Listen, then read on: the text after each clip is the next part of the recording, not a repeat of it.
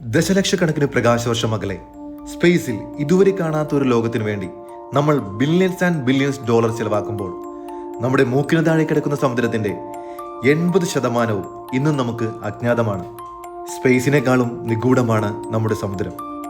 ആഴക്കടൽ ടെക്നോളജിക്ക് ഇന്നും ഒരു പേടി സ്വപ്നം തന്നെയാണ്.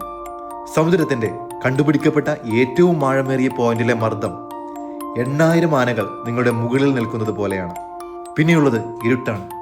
സൂര്യപ്രകാശം തന്നെ കഷ്ടിച്ച് 2000 മീറ്റർ താഴെ വരെ എത്തുന്നുള്ളൂ. അതിനുമപ്പുറം the mysterious dark world. GPS അത് കട്ടപ്പുകയാണ്, വെള്ളത്തിനിടയിൽ പ്രവർത്തിക്കില്ല. ബട്ട് യാഥാർത്ഥ്യം എന്താണെന്നറിയോ? സ്പേസ് റിസർച്ചിന് കോടിക്കണക്കിന് പണം നാസയ്ക്ക് കിട്ടുമ്പോൾ ഓഷ്യൻ റിസർച്ചിന് വെറും തുച്ഛമായ തുകയാണ് ലഭിക്കുന്നത്. നമ്മൾക്ക് കണ്ടെത്താൻ സാധിക്കാത്ത എന്തോ ഒരു നിഗൂഢമായ ഒരു രഹസ്യം സമുദ്രം മറച്ചു വയ്ക്കുന്നുണ്ടെങ്കിൽ for more videos please subscribe, like and share.